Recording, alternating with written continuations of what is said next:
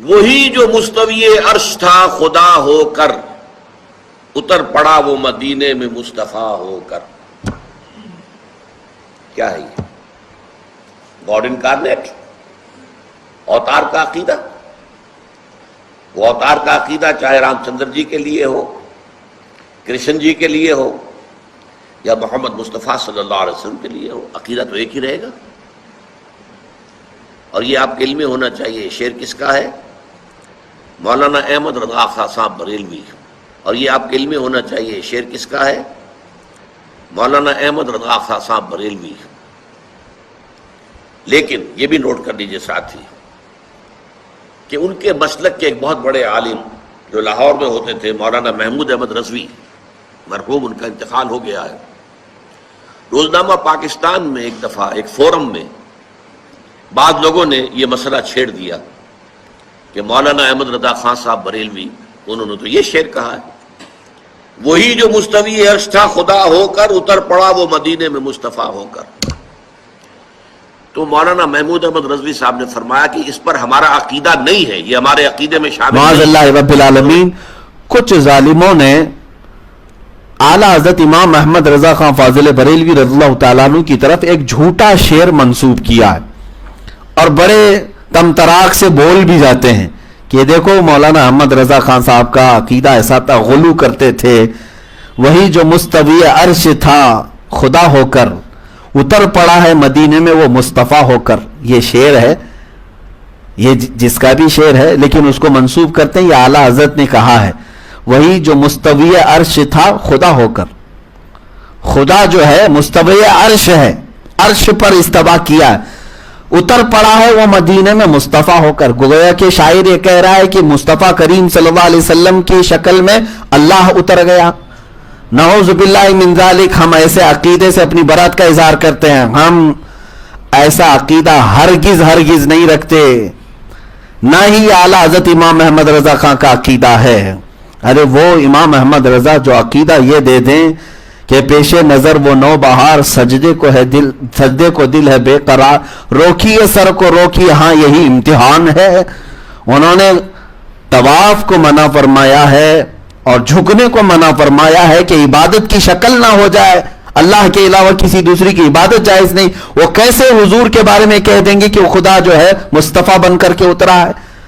یہ جھوٹ ہے، اور اس طرح کا حلول کا عقیدہ بھی ہمارا نہیں ہے، کسی کے جسم میں بھی خدا نہیں آ سکتا۔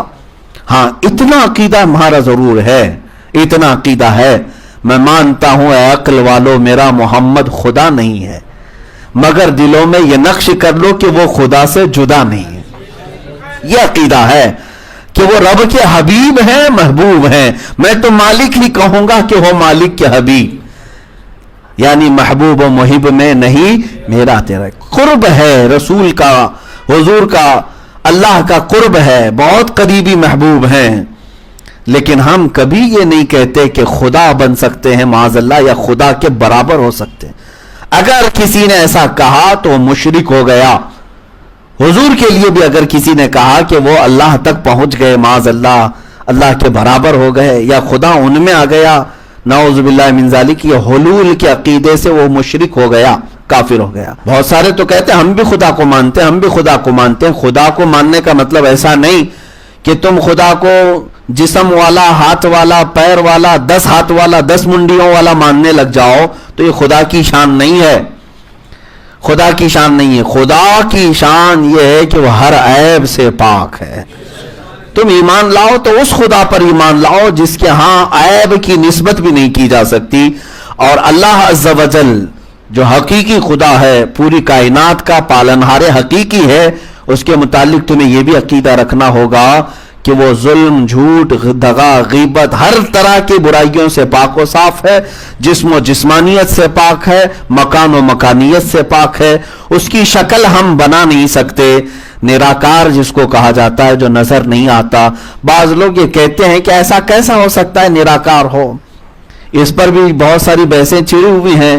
کچھ بڑے بڑے جو گرو گھنٹال ہیں وہ بھی کہتے ہیں کہ نراکار کیسے ہو سکتا ہے، ہر چیز تو دنیا میں نظر آتی ہے۔ تو ان کو اگر اتنا ہی یقین ہے کہ ہر چیز نظر آتی ہے تو یہاں بیٹھ کر کے بتائیں کہ آسمانوں پر ابھی کیا کیا ہے. تمہیں ابھی یہاں پر دکھنے والی چیزوں کی حقیقت معلوم نہیں ہو سکی. گیلیکسی میں کیا کیا ہے, کتنے سٹارز ہیں.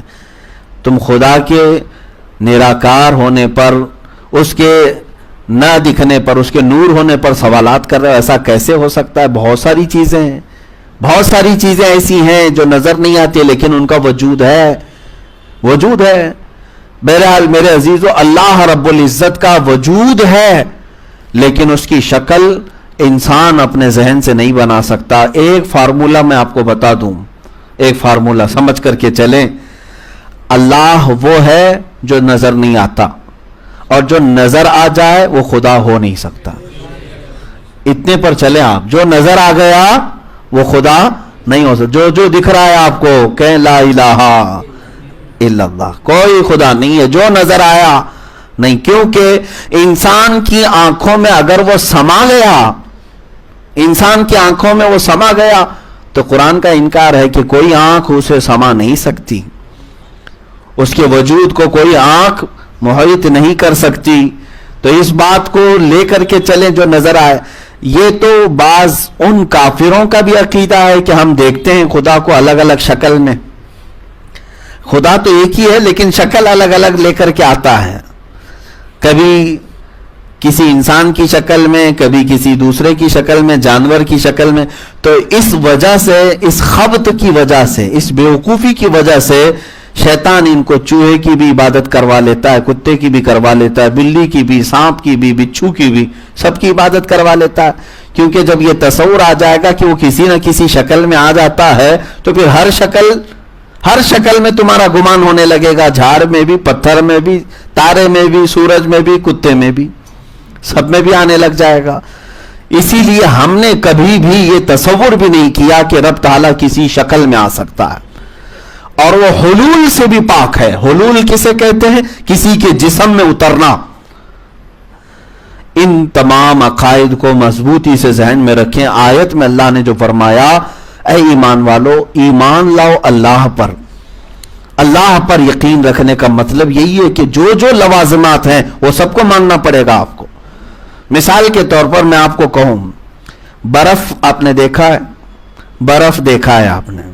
میں یہاں پر برف رکھا اور آپ سے کہا کہ آپ برف کو تسلیم کرتے ہیں, مانتے ہیں کہ برف ہوتا ہے؟ آپ نے کہا ہاں برف کو تو میں مانتا ہوں, برف تو ہوتا ہے, لیکن میں یہ نہیں مانتا کہ وہ ٹھنڈا ہوتا ہے. تو میاں پھر برف کو مانا ہی کیا تم نے؟ برف میں کوئی آگ ہوتی ہے؟ ہاں, کوئی گرم ہوتا ہے 50 ڈگری کا. تو پھر اس کا مطلب ہے کہ تم نے برف کو مانا ہی نہیں. مطلب یہ ہے کہنے کا کہ جس چیز کو ماننے کے لیے جو لوازمات ہوتے ہیں, لازمی چیز, جب تک وہ نہیں مانو گے تو اس چیز کو بھی نہیں مانو گے تم. اللہ رب العزت کو ماننے کا تو بہت دعویٰ کرتے ہیں کہ ہاں اللہ ہے, میں مانتا ہوں. پھر اس کے ساتھ اگر کسی نے یہ لگا دیا کہ وہ جھوٹ بول سکتا ہے تو تو نے اللہ کو مانا ہی نہیں, تو نے خدا کو مانا ہی نہیں. تم نے اگر اس کے ساتھ یہ نسبت کر لیا کہ وہ ظلم بھی کرتا ہے کبھی کبھار, نعوذ باللہ من ذالک, تو تم نے خدا کو مانا ہی نہیں. اس کے لیے جو لازم چیز ہے خدا کے لیے وہ ہر عیب سے پاک ہونا, ہر عیب سے وہ پاک ہے. یہ اگر تمہارا عقیدہ ہے تبھی تم نے اس حقیقی خدا پر ایمان لائے.